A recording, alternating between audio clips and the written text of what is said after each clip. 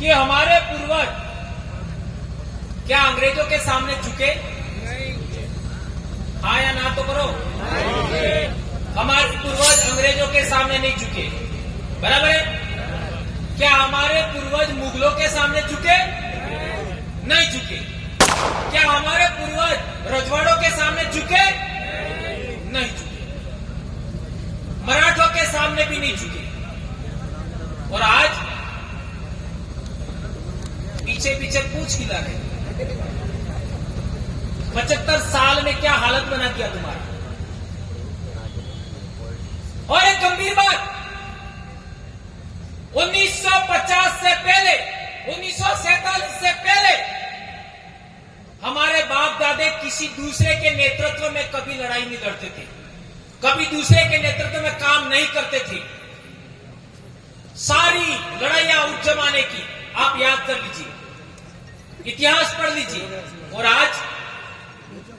आज हमारे लोग इन 75 साल में अपने नेतृत्व में काम नहीं करना चाहते, दूसरों के सहारे से ही आगे बढ़ना चाहते।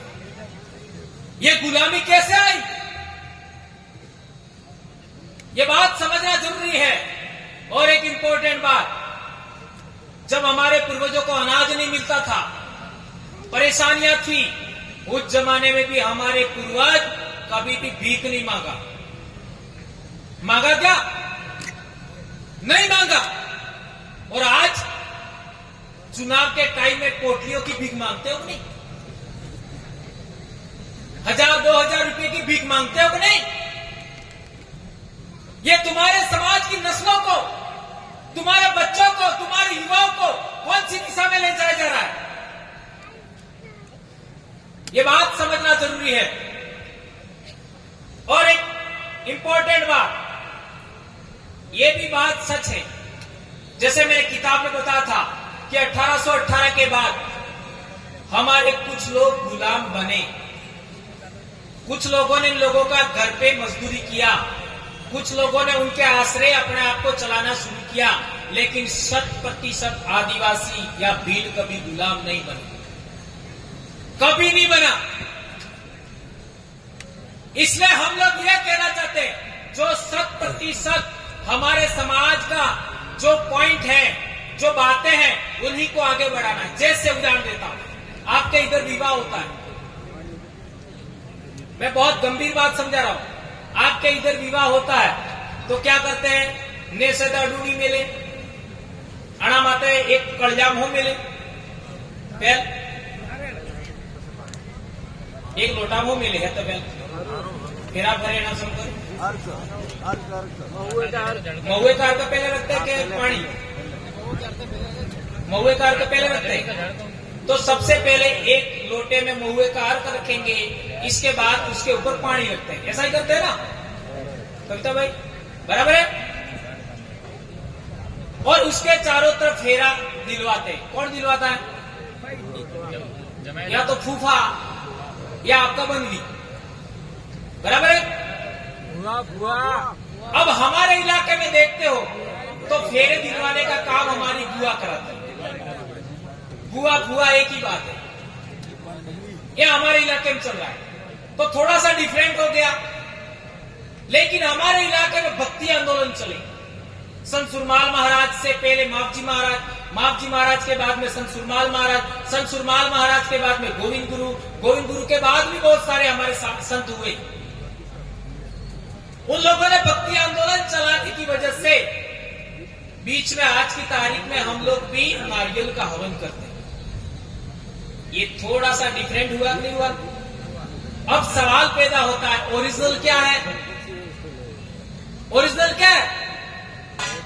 जो रतलाम, झाबुआ, अलीराजपुर में होता है वो ओरिजिनल है। समझ में आया? तो वो हमको सीखना पड़ेगा। बहुत बड़ी बात समझा रहा हूं मैं, वो हमको सीखना पड़ेगा, क्योंकि हमारा समाज का ओरिजिनल विवाह पद्धति का तरीका आपके पास संरक्षित है, तो वो हमको सीखना पड़ेगा। अब समाज व्यवस्था की बात आती है, हमारे पाल व्यवस्था है, हर एक फड़े का एक कमेटी होगा, 12 फड़ों की एक पाल बनती है, एक कमेटी होगा और सभी पालों का भी एक कमेटी होगा। इस तरीके होता है, गांव का कमेटी, पाल का कमेटी, पालों का भी कमेटी। हमारे डूंगरपुर में 17 पाले हैं तो 17 पालों का भी कमेटी होता है। यह समाज व्यवस्था हमारे उधर जिंदा है, आपके इधर थोड़ा कमजोर हो गई है, तो वो आपको सीखना पड़ेगा।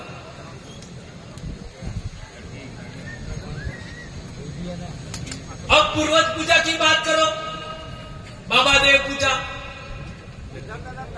आपका यस तड़वी व्यवस्था वही है, पालवी व्यवस्था है, बाबा देव पूजा। इसके बाद में आपका हमारे दाहोद क्षेत्र में देख लीजिए पूर्वज पूजा होती है, वो हमारे से भी बेहतर है। हमारे इलाके में खत्म नहीं हुआ है, लेकिन हमारे से भी बेस्ट है।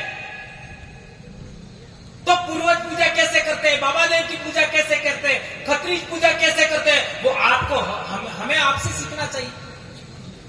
अब आपका अलीराजपुर चले जाइए, पिठोरा देव, आपका देख लीजिए इस धरती पर सबसे पहला इंसान कहां पैदा हुआ, आज तक के रिसर्च अनुसार तो वो नर्मदा घाटी में पैदा हुआ। नर्मदापुरम जिला है वहां पर, आज की तारीख में आपका सीहोर और नर्मदापुरम के बॉर्डर पर, जिसको नर्मदा मानव कहते हैं, उसका खोपड़ी मिला 2-3 लाख साल पुराना। और उसी के पास में 50 किलोमीटर रेडियस में भीमबेटका है। अभी भीमबेटका भी उन्होंने नाम रखा है। उसके अंदर चित्रावली है, चित्र में देखो। इसी तरीके से मंदसौर के पास में भी आपका गुफाओं में चित्र है, उनको देखो। हमारे राजस्थान में भी शैल चित्र है, उनको देखो। और पिठोरा देव को देखो, एक जैसा मिलेगा। तो ये कल्चर हमारा जिंदा है, उसको भी हमें आगे बढ़ाना पड़ेगा। वो हमको सीखना चाहिए, हमारे इलाके के लोगों को। इसी तरीके से आपका प्रतापगढ़ के इलाके में देख लीजिए, उस इलाके में बहुत सारी बातें, जैसे ये अखातीज का मामला है, उधर और रीच कल्चर है प्रतापगढ़ इलाके में।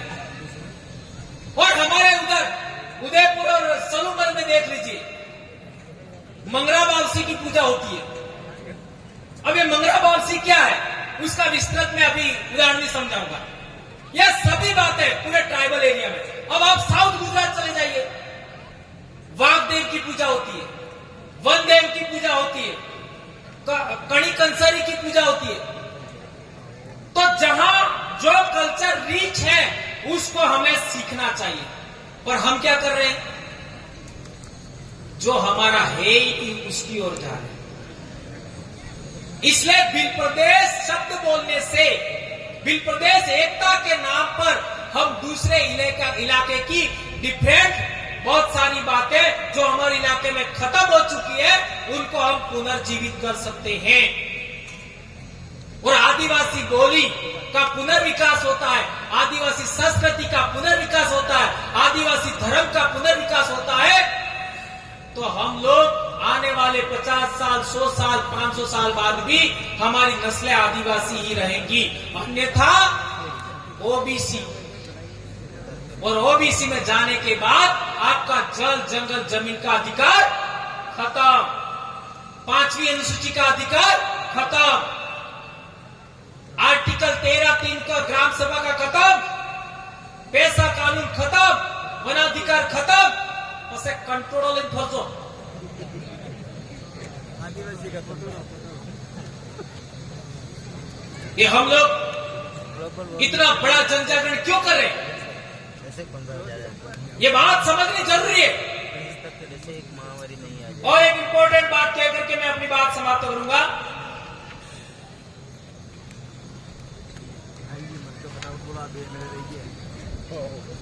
पिछले दिनों डॉक्टर कमल सिंह जी पर भी हमला हुआ और हमारे 2 भाई संतोष डामोर और अर्जुन भाई डामोर, उनकी भी डेथ हुई। उससे पहले हम देखें गोपाल कटारा, उनकी भी डेथ हुई, और 3-4 साथी और हमारे इलाके में जगदीश भाई डामोर, जगदीश भाई पांडो, आपका निमाड़ के क्षेत्र में हम देखें तो हमारे भाई जितेंद्र जी असलकर इस विचारधारा को आगे बढ़ाते हुए, इस संगठन को आगे बढ़ाते हुए हमारे बीच नहीं रहे। और अभी हमारा कश्मीर में भी आपका 28 लोग मारे गए और इसके बाद में हमारा ये पहला कार्यक्रम है। तो बात को आगे ज्यादा न बढ़ाते हुए मैं चाहूंगा कि इन सभी के लिए, चूंकि ये बात मुझे पहले बोलनी चाहिए थी लेकिन मैं बाद में मुझे याद आया, तो इनके लिए हम लोग 1 मिनट का मौन व्रत भी रखेंगे। और एक बड़ी बात कहना चाहता हूं, आप लोग जितने भी अभी यहां बैठे हैं, महिलाएं हैं, कुंवारे बच्चे हैं, कुंवारी बच्चियां हैं, पुरुष हैं, कुछ नहीं कर पाए तो एक काम जरूर करना, आपके पोते पोतियों तक, आपके बच्चे के बच्चों तक बीली बोली जरूर लेके जाना। समझ में आया? आपके बेटों के बेटों तक, आपके बेटे की बेटियों तक बीली संस्कृति जरूर लेके जाना। आपके बेटे के बेटियों तक, बेटे के बेटों तक आदिवासी पूजा पद्धति, आदिवासी विवाह पद्धति जरूर लेके जाना। यह आपकी जिम्मेदारी है। वो इजराइल वाला धर्म, जॉर्डन वाला धर्म, अरब वाला धर्म, ईरान और अनातोलिया वाला धर्म हमारा नहीं है। उसके लिए मरमिट मत जाना, ये बात ध्यान रखना। और हमारे फसली उत्सव जैसे आपके इलाके में जातर होता है, हमारा उधर लीलवड़ होता है, उधर दितवारिया होता है, आपके इधर सलामणी होता है, उसको भी जिंदा रखना। ये प्रकृति पूजा है, ये फसली उत्सव से संबंधित कामकाज है। हमारे इलाके में बारिश नहीं आती है तो उसकी पूजा का विधान है प्रकृति का। बारिश ज्यादा हो जाती है तो बारिश को रोकने के लिए भी पूजा विधान है। फसल पर जीव जंतु कीड़े मकोड़े लग जाते हैं, उनको आपका कम करने के लिए पूजा विधान है, उसको जारी रखना। बाकी ये सारी बातें हमारे पूर्वजों की नहीं है। और आदिवासी इतिहास को भी आगे बढ़ाना, ये बात आप सबके बीच में कहते हुए मैं आपसे आग्रह करूंगा कि आप सभी साथी जहां पर भी हैं एक बार खड़े हो जाएं।